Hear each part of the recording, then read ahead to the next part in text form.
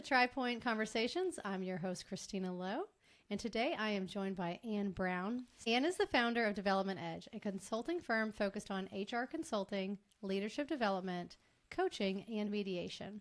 She also serves at a local nonprofit as the chief people officer and teaches as an adjunct professor at IU Southeast. Ann, I'm really glad you're here.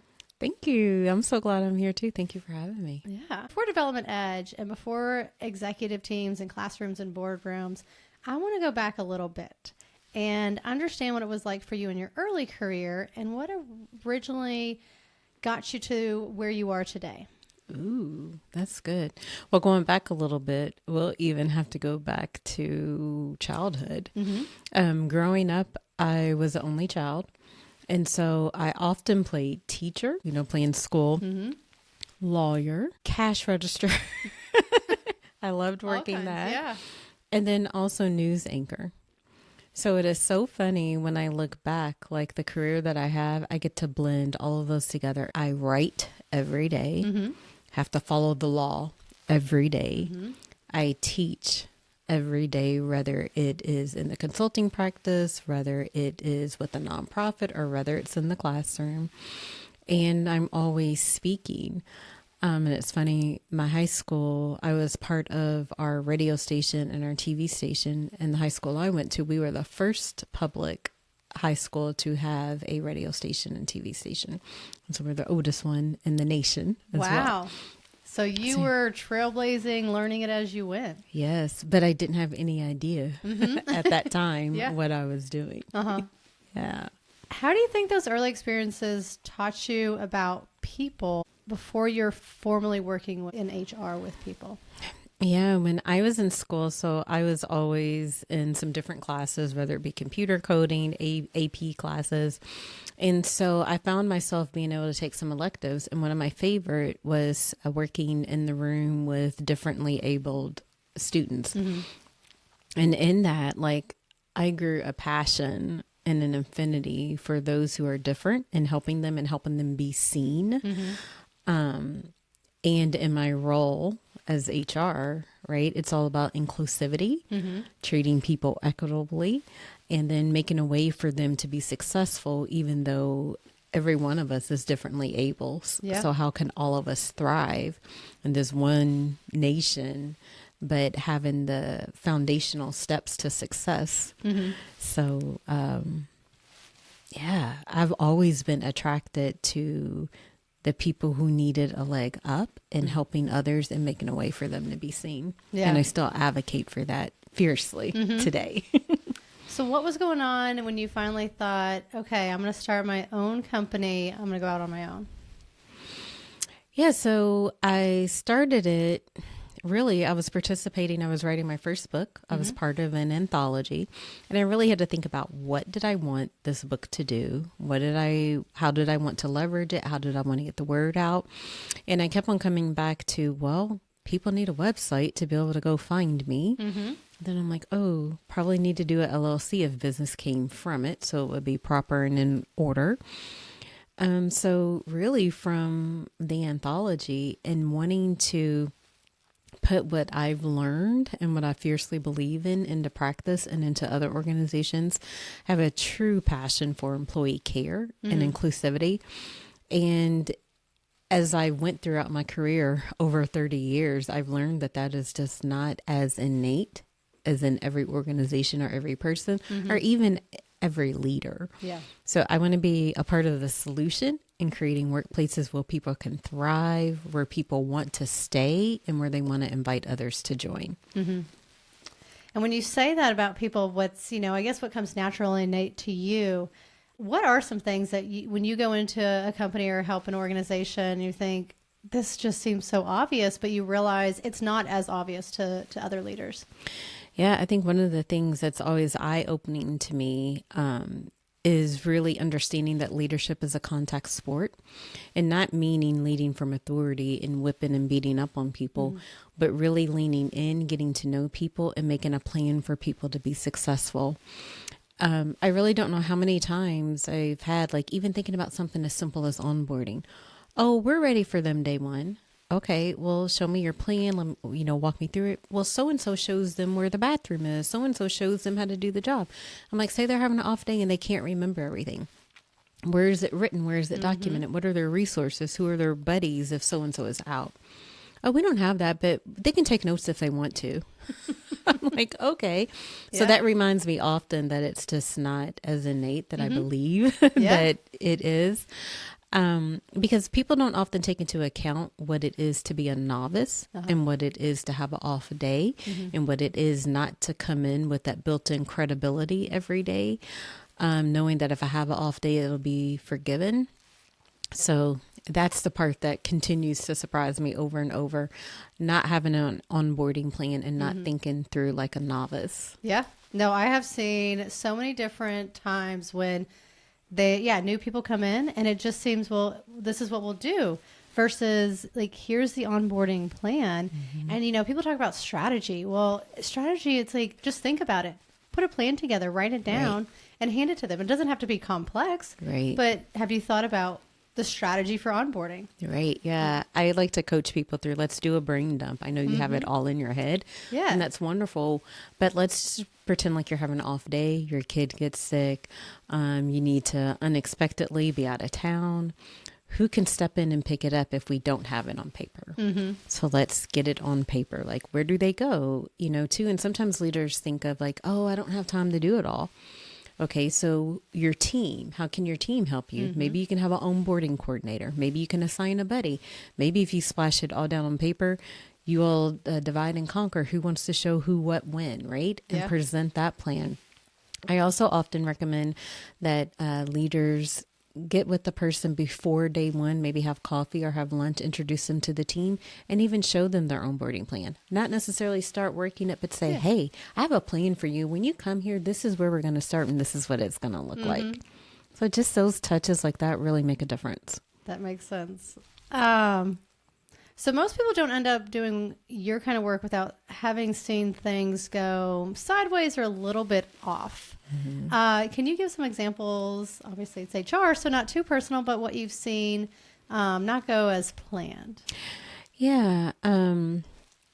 Not having a plan and then wanting to come into my office. Hey, this person is not getting it. They've been here 2 weeks. It's like, that's really not how it works. Well, aren't we in that will state? Can't we just terminate them? You can, doesn't mean you should. Yeah. So you've got some work to do there. I've also seen just a misunderstanding and not understanding the law and thinking about how you want to be treated, how you want your family to be treated when an employee becomes disabled through a variety of reasons, whether it's mental, physical, you name it, but wanting to be done. Oh, well, they can't do the job. No, there's this thing, ADA, there's also the interactive dialogue, and we can explain some things. Oh, well, that's just an undue hardship. Actually, it's not. Yeah. There's very little that is. But not remembering that the same benefits that protect the employee that you're frustrated with in front of you are the same benefits that are in place to protect you should the same thing happen to you. So really seeing it go left when people don't understand benefits, even as simple as FMLA. Well, I don't want to offer them FMLA. Kind of not your call. It's a federal benefit. Yeah, we have to follow it. And just really getting outside of themselves, because sometimes in leadership, especially leaders early in their career, I hear a lot of I.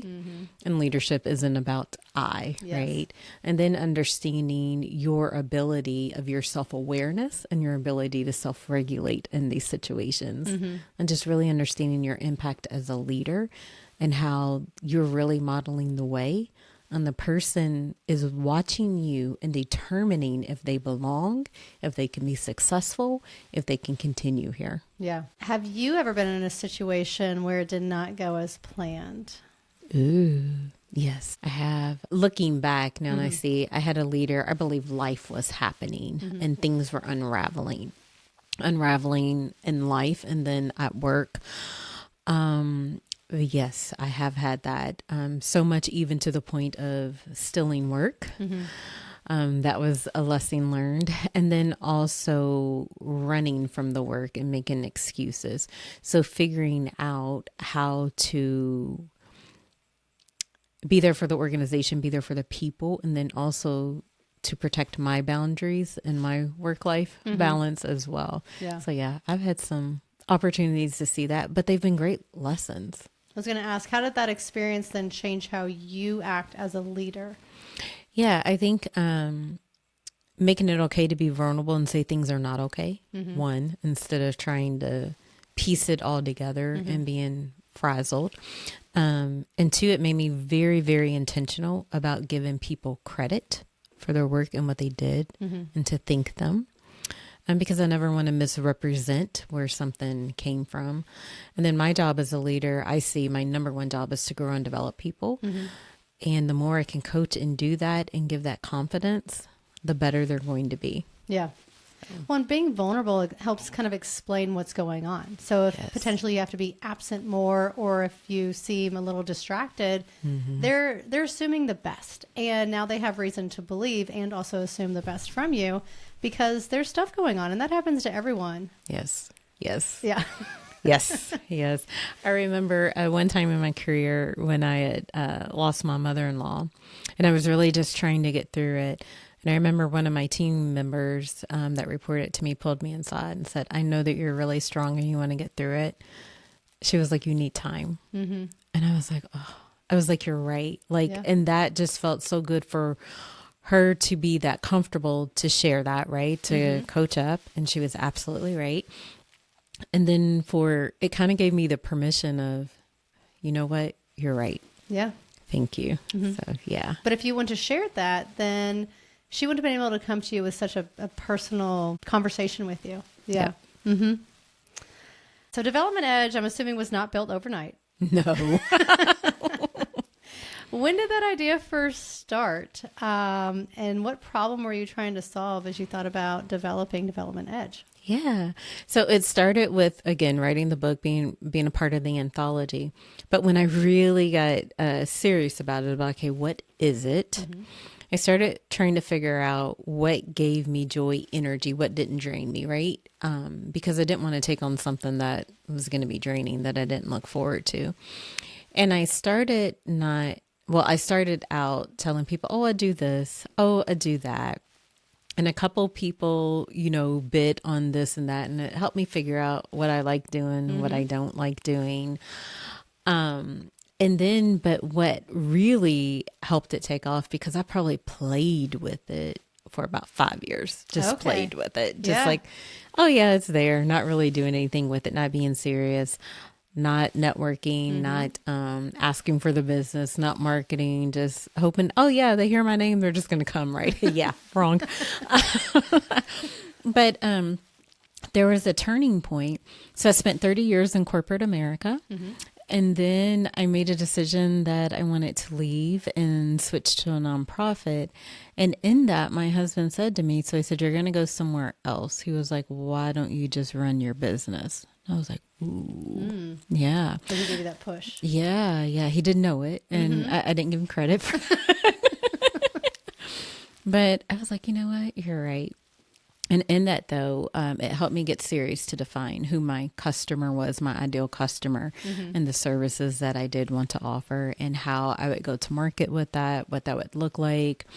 I really started doing what I called the lonely work, which I should have done 5 years ago, but didn't. But I started doing the lonely work so that it could be fruitful and productive. And it took off. And I'm like, man, if I'd done that, 7 years ago. Yeah. So what advice, if you look back at yourself back then, what advice would you give yourself? It would just start in it. Yeah. Ooh, do the lonely work. Yeah. First, so how do you describe that?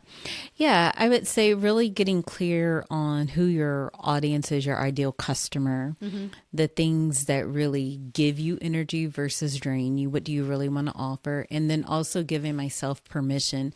Just because I know how to do it from A to Z doesn't mean that's what I have to offer, because that's where I stayed confused for a while.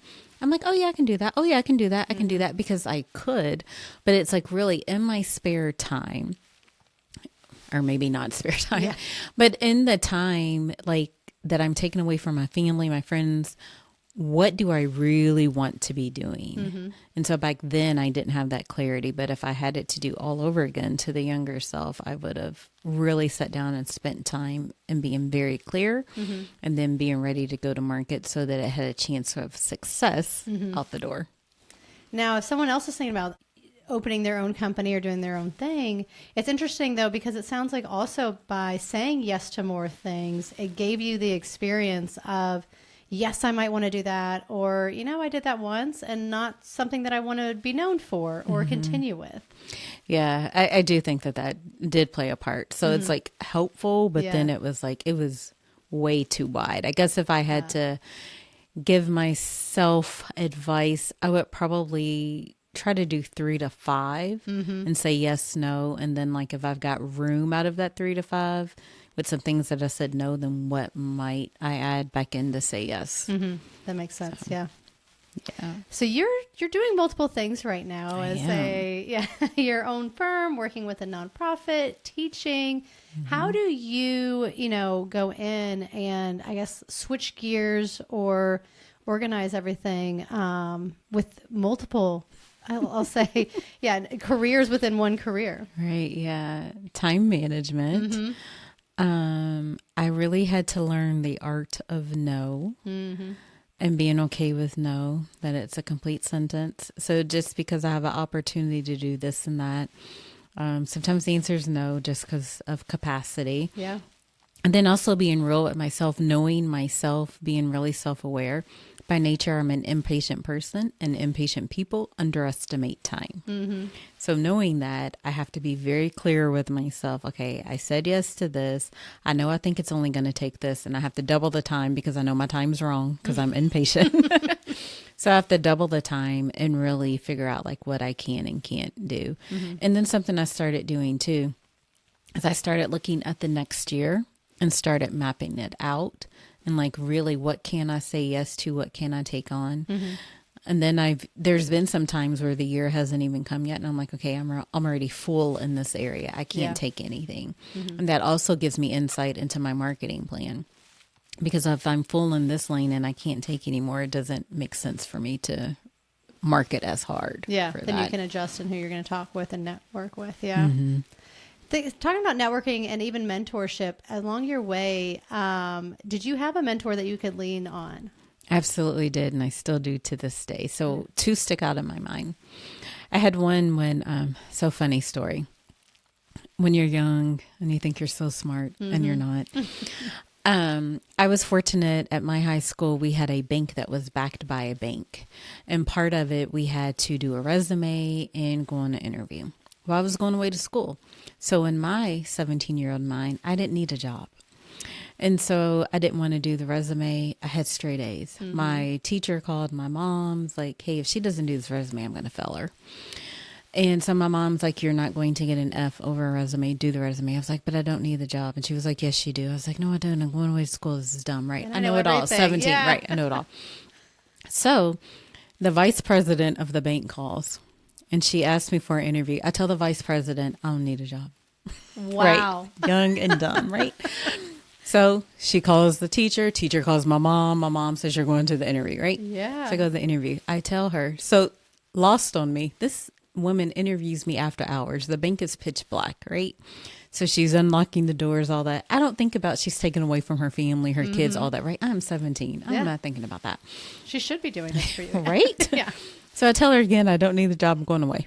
And she says, yes, you do. She was like, when you come home on breaks, when you come home on weekends, blah, blah, blah, this can really jumpstart your career. I'm like, okay, whatever. She offers me the job. I tell her I don't need it. So what does she do? She calls the teacher, calls my mom, and says I got to take the job. Best thing I ever did, because I graduated from high school on a Sunday and I started working on Monday. Wow. And I stayed in financial services for 30 years. So best thing that I ever done. And in that's where I met my first mentor. So I was kind of wrestling back and forth. Back in the day, it was you had to be in school full time or under a certain age to be on your parents' insurance. Well, I was wrestling with, did I want to stay in school full time or not? But I wanted insurance, so I needed to go full time. So it was going to be in a different department. And I told my mentor at the time, I was like, I don't know if I can do it. And she looked at me. She was like, let me tell you something. You will be a sponge. You will learn anything you're given the opportunity. So you will have choices. Yeah. You will apply and you will go on that interview. I was like, ooh. I was like, okay. So I did. And what's crazy is then they offered me to stay where I was. So I went back to her. I was like, what do I do? She said, you're going to be a sponge and go learn something new. You've already worked here. She was like, you're taking the other job. Yeah. I was like, okay. So we still keep in contact. And then another one happened to be my leader at a different job. And she really taught me the art of buy-in. She was like, you're very smart. She was like, you have lots of experience. She was like, but it really goes a long way to share. Hey, I'm thinking about this. What do you think about that? What might I be missing? What ideas do you have? So she taught me the art of buy-in. And she is still a friend to this day. In fact, she's had myself, my family out there, my kids, and my kids are grown now. When she was my leader, my kids were like in middle school. Yeah. So, Yeah. I mean, how do you use the art of buy-in for other people? Because absolutely, if you have an idea and you come in with it, it might be an amazing idea. But if other people don't feel like they are part of the decision or the Right. process of it, it might not go as far as you want it to go. It might not. And that really sparked my interest in change management. Like I love change management. I love coaching through it and making sure that we have that. But again, bringing people along the way, being inclusive. Who might we not be hearing from? Who might we have forgot about? Who's not in the room? And how do we reach them? Right? And how do we make them feel, just as you said, that it's part of the solution? I'm really big on co-creating. If we didn't have the co-creating, then we're probably going to walk out the door and fail. So How do you incorporate the co-creating? yeah, so just making sure, like when we have thoughts or ideas, like that sounds like a great idea. What might that be solving? What might the impact be? Who might be impacted? What did they have to say about it? That's one of the things that I use a lot, like in coaching and in life. Well, what did so-and-so say about it when you talked to them about it? Oh, I haven't talked to them about it. I'm like, oh, okay. I'm like, so if we talk to them about it, what might you ask them? What questions do you think they might have? What would you like to share with them? How do you get them involved? How do you get them to think that, you know, you're really truly interested versus telling? So I'm real big on helping people feel like they're a part of it, doing it with them versus doing it to them. Yeah. I spent a lot of time like in engagement and culture work doing that. And is that different how you're doing it now as a consultant advisor coaching to people than when you were doing it in your corporate world?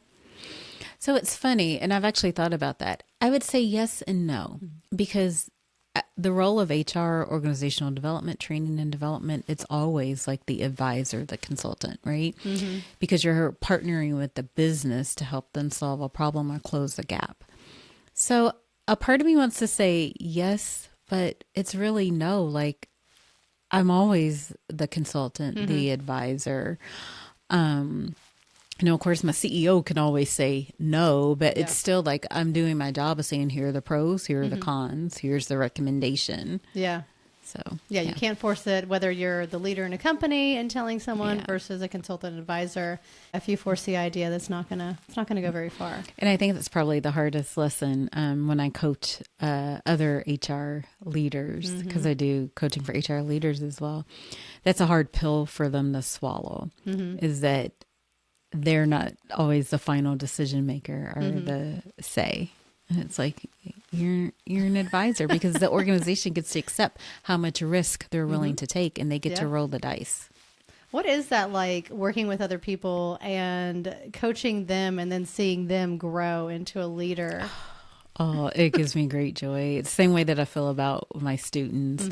Because I see it as they come in one way thinking this is the only way. And then it gives me joy for them to be open and explore the possibilities, consider the possibilities.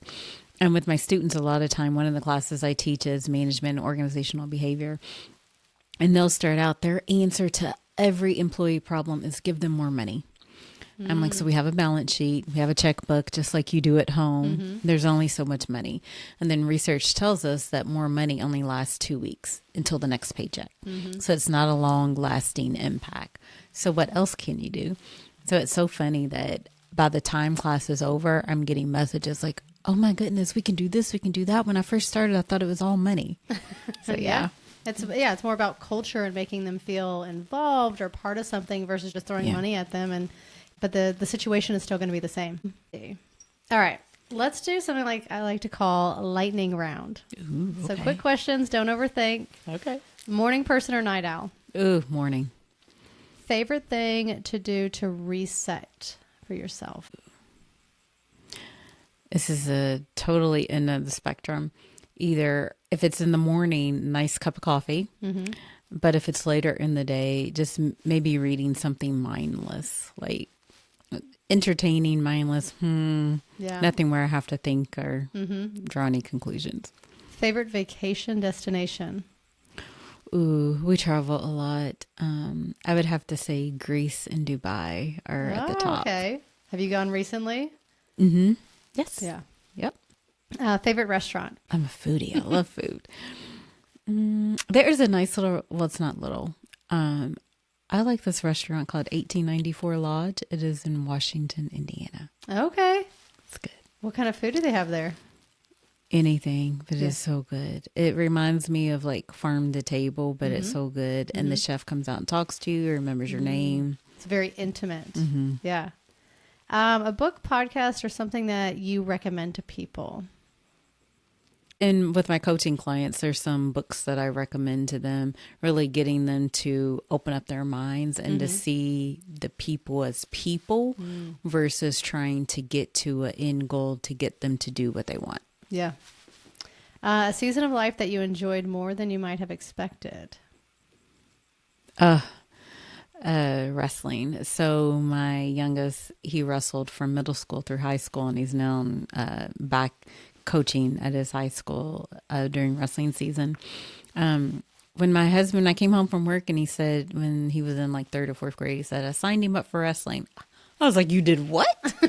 Like, I was furious. Yeah. I'm like, my baby's going to get hurt. Like, are you crazy? But oh my gosh, I love it. And my husband and I, we still watch the college wrestling, still follow it. Like, I love high school and college wrestling. Because it's a long season for him to go through that. It so is. You had to It's get a winter really sport. into it. Yeah. Yes, I love it. A season of life that was more difficult than you wanted? That's a good one.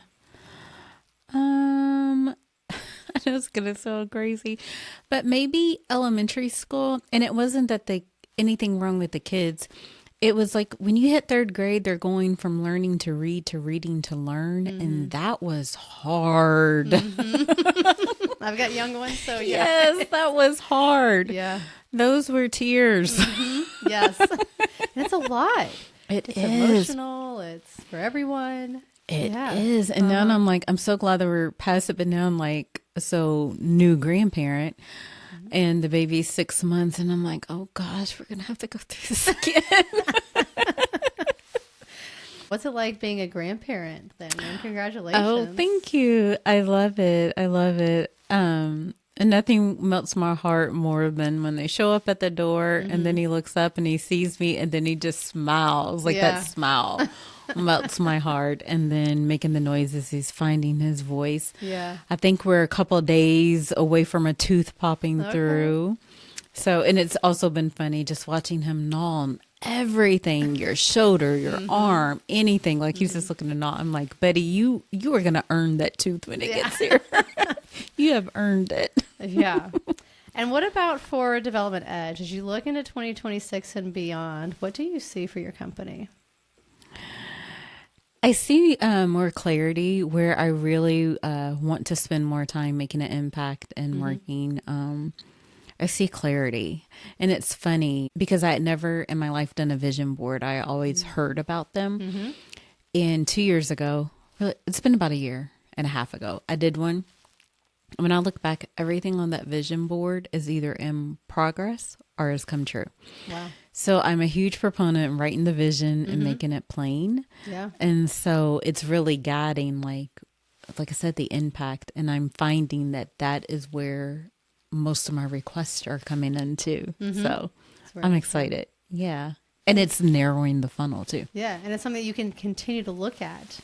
It keeps you focused, and maybe it's just because you wrote it down or you can visualize it, but that works. It does, yeah. At first, I'd always heard of vision party stuff, and I was like, but I'm like, right, yeah.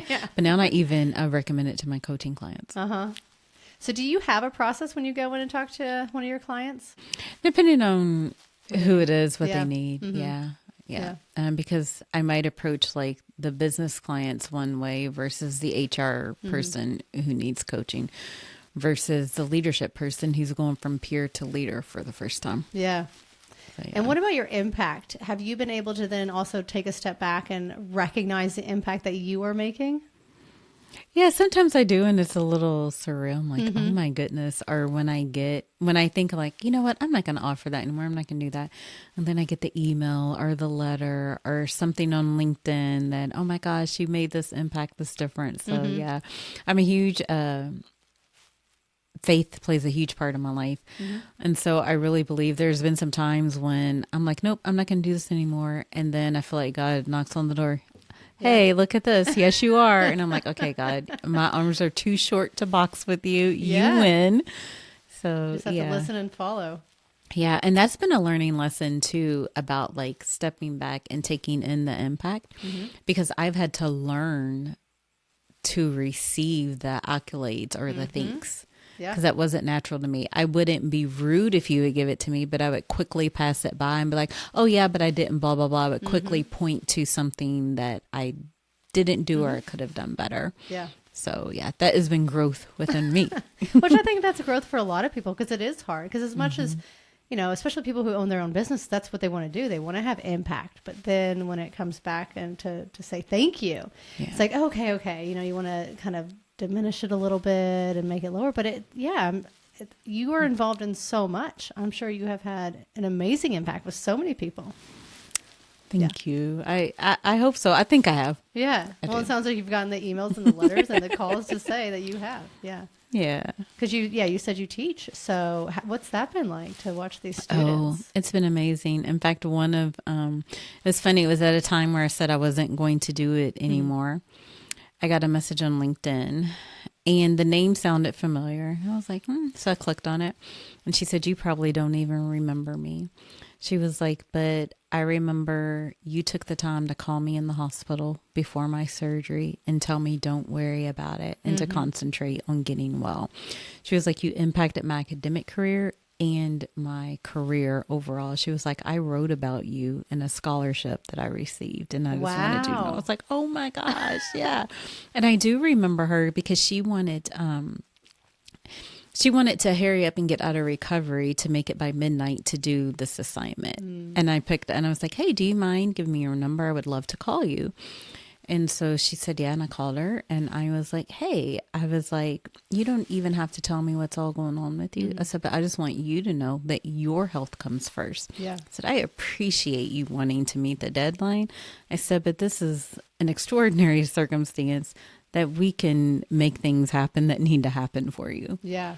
Yeah, and she was like, oh my gosh, thank you so much. I've been stressing about it. And I'm like, no, you're the most important first. So. And she might have never heard that this is more important than meeting that deadline and getting that grade. Because I'm sure it probably sounds like that to her. The grade was so important. Yeah, it was. Yeah. And I was like, no. I was like, you go through surgery, come out, get better, and then we'll be here. Any other advice that you would give someone that's listening and thinking about getting into the type of career that you're in? I would say really be thinking about who you want to impact, what kind of mark, legacy you want to leave, who you want to work with. What are your negotiables and your non-negotiables? It is okay for you to have that. Do the lonely work. And then whatever you do, make sure that your business is set up solid, legally, LLC, your findings, whatever setup you and your tax person goes through. But make sure you get the right people in your court, like your accountant. If you need someone to do marketing, understand your strengths and understand where there's not, because there's only so many hours in a day. And I do remember I was spending a lot of time trying to do my own marketing and Canva and all that. And I looked at my husband one day and I said, this is crazy. I said, I don't even enjoy this. Yeah. And I can only do it here or there. And I was like, when I'm doing it, I'm not spending time on my client's work. It takes away from what you're really good at. Yeah. I was like, I need to outsource that. So not being afraid to outsource. And I understand you need cash flow in before you start to outsource.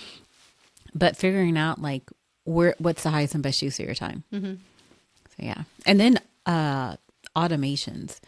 Keep on asking yourself, does a human have to do this? If you have something where they need to schedule time with you, do you have to go back and forth in email, or can you do a link, right? Yeah. If you know that you have a product that they're going to buy and the price stays the same, do you all have to talk about it all the time? You send an invoice, put it on the store, like a link. Just figure out like your automations. Yeah. Yeah, the calendar link I feel like has saved me so much time because it's the back and forth and back and forth. It's just, here's a link, schedule a meeting. Yes. Now you have to block your calendar enough so that they don't take over, but yes. Right. All right. Well, Anne, thank you so much. This has been such a thoughtful conversation. I appreciate you joining us.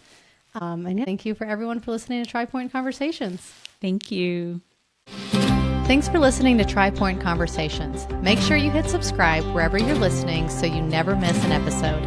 If this conversation resonated with you, share it with a friend or someone who's navigating their own next chapter. And if you know a story that deserves to be heard, or maybe that story is yours, head to tripointstrategicgroup.com and send me a note.